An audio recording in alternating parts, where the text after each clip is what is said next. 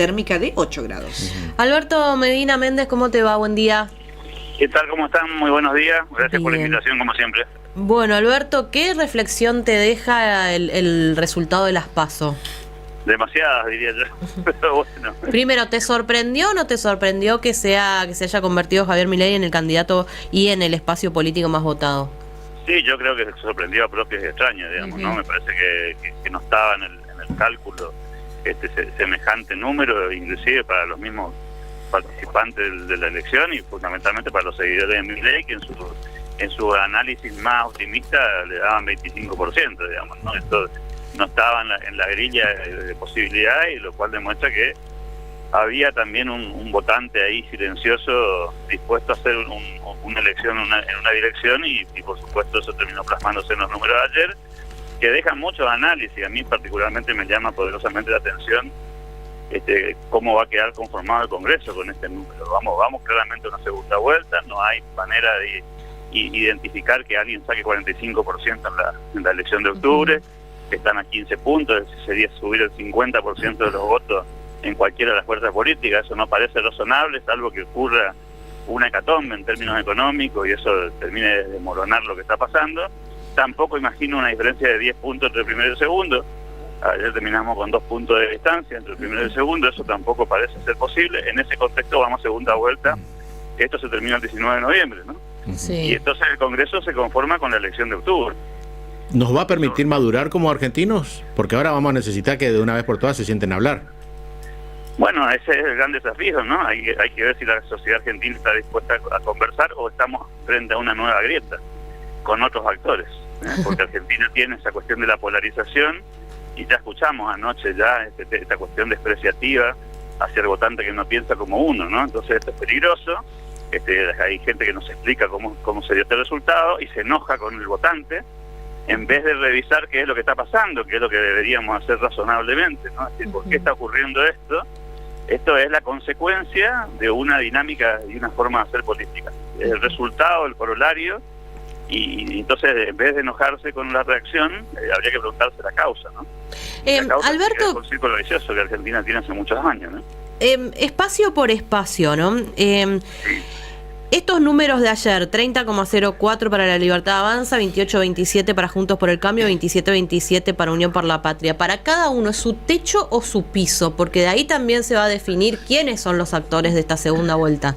Mira, hay una certeza que tenemos: Javier Milei no compitió con nadie.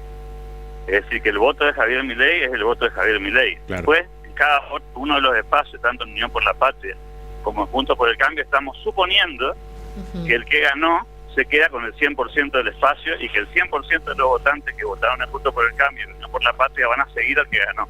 Lo cual es una suposición a priori bastante razonable, pero no deja de ser una suposición.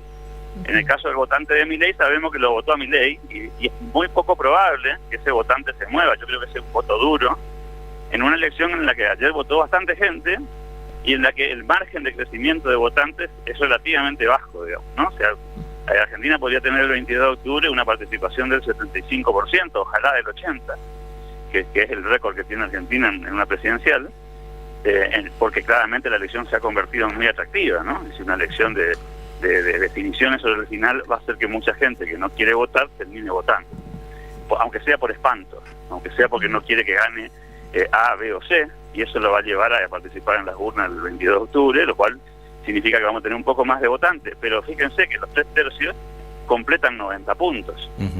Hay solamente un 10% de votantes que no eligieron a estas tres fuerzas políticas. Lo que llama poderosamente la atención es que entre estos 3/3, 2 solamente pasarían a una segunda vuelta. Exacto. Y habría un 40% que no estaría avalando el próximo presidente. Así es, iríamos una segunda vuelta con alguna cuota de deslegitimación.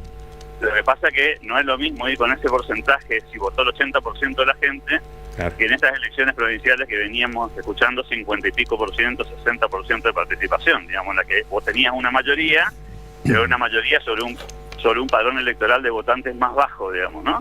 Entonces creo que estamos también en un problema de legitimidad hace rato. Acá lo que hay que empezar a entender es que vamos a ir a una elección en la que vamos a tener tres grupos, que ninguno va a conseguir una mayoría en la primera vuelta, que la economía se va a deteriorar en las próximas semanas, y eso les genera un desafío gigantesco a Unión por la Patria, porque podría ser la fuerza política que se queda fuera del balotaje. Y podríamos ir por primera vez en la historia argentina a una segunda vuelta sin un peronista. Pero tiene antecedentes, ¿no? Por ejemplo, en las elecciones presidenciales anteriores, Macri desestimó las PASO y así le fue. A partir de esa tremenda derrota en las PASO fue que después no pudo revertirlo en la primera vuelta electoral. Recién conversábamos con el intendente de Gobernador Virasoro, Emiliano Fernández, quien hablaba también de que, por ejemplo, ellos no tenían elecciones locales, la van a tener ahora en octubre, y en cierta manera como que liberaron al electorado, no hubo, digamos, el famoso voto arrastre de las estructuras políticas. O sea que fue una elección pura, por decirlo de alguna manera, en gran parte del país, no así Buenos Aires, no Capital Federal, donde sí se jugaban cargos locales.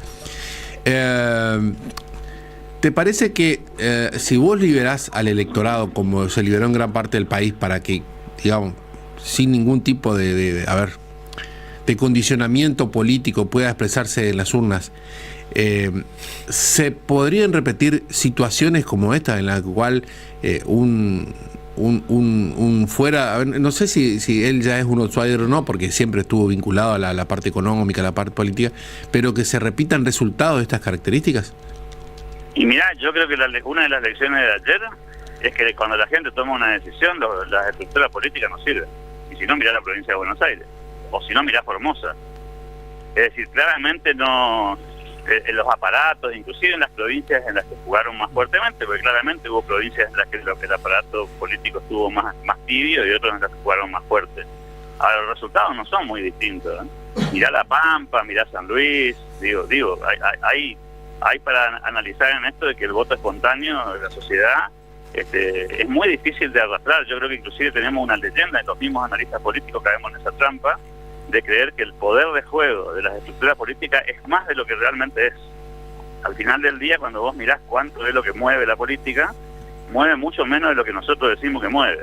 No sé si se entiende, ¿no? Y es la gente, la sociedad la que finalmente decide si gana un gobernador, un intendente o un candidato a presidente. Lo de ayer es muy potente en ese sentido, porque si no, no hay manera de explicar semejante resultado. No nos olvidemos que Javier Milei no tenía fiscales.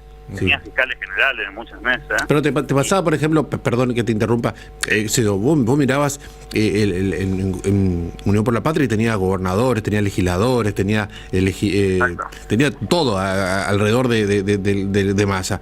Muy similar en Juntos por el Cambio, con dirigentes de muchísimo vuelo, de muchísimos pesos políticos. Y por ahí vos mirabas, a Milei con un montón de gente que no sabía quién eran los que estaban allí, y con abajo con un grupo de jóvenes cantando, que tampoco eran tantos comparados con lo que eran los otros búnkers.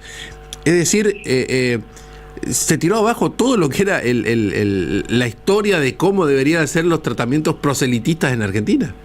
Sí, se rompió un paradigma. Ayer inclusive comentaba recién en un medio colega, se rompió un paradigma, te diría que hasta internacional, porque la comparación con el fenómeno de Trump en este sentido es inoperativo, porque Trump ganó dentro del Partido Republicano, claro, y ganó dentro de una estructura política consolidada.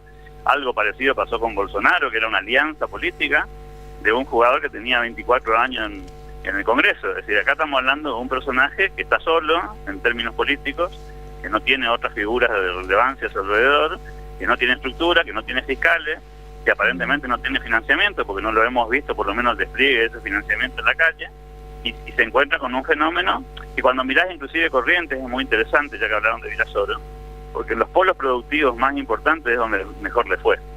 Es decir, donde hay un sector privado potente, Javier Milei tuvo mejor desempeño. El caso Córdoba, para tomar un ejemplo, o varias ciudades de la provincia de Buenos Aires, donde el movimiento económico privado es más relevante que el sector público y que el establishment tradicional, ¿no? Entonces, evidentemente, ahí hay un votante que excede al voto joven, sí, que es un poco la chicana, digamos, de corto plazo que hemos escuchado. Alberto, ¿y qué análisis te merece la interna de Juntos y los resultados, no? Y después preguntarte si esta situación de compartir electorado, tener muchos puntos en común, parecerían los más cercanos, Bullrich y Milei, puede significar para alguno de ellos un corset.